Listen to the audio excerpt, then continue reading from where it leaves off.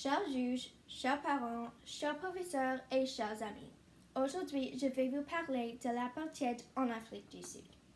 Ce sujet est vrai et vraiment sérieux. Il y a beaucoup d'informations qui m'ont rendu triste et m'a fait penser à propos de notre vie aujourd'hui. Bien qu'il n'y ait pas de l'apartheid en Canada, il y a de la discrimination contre les Noirs. Premièrement, je veux dire que l'apartheid était la méthode employée par le gouvernement pour garder les races à part. Ces lois séparaient les Noirs, les Blancs et les autres personnes aussi. Elles classaient chaque Sud-Africain selon sa race. Ensuite, tu dois savoir que l'apartheid décrète que les races deviennent rester séparées dans les logements, les écoles, au travail, dans les lieux publics et dans les transports en commun, comme les trains et les autobus. Heureusement, un homme qui s'appelle Nelson Mandela a arrêté tout ça.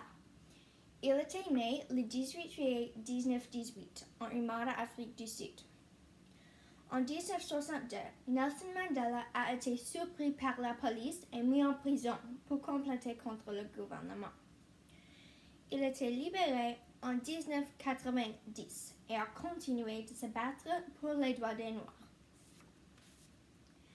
Finalement, le gouvernement a mis fin à l'apartheid l'année suivante. En 1994, toutes les races ont eu le droit de voter et Nelson Mandela a été élu président de l'Afrique du Sud. Il était le premier président noir du pays. Encore aujourd'hui, l'Afrique du Sud est confrontée à des problèmes qui ont été causés par les années de l'apartheid.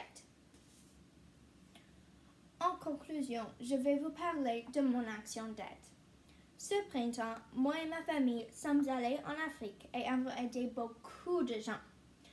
Nous avons fait de notre mieux pour collectionner $500 par mois en collectant des canettes et bouteilles remboursables, en vendant des œufs frais de notre ferme et en recevant de nombreux dons.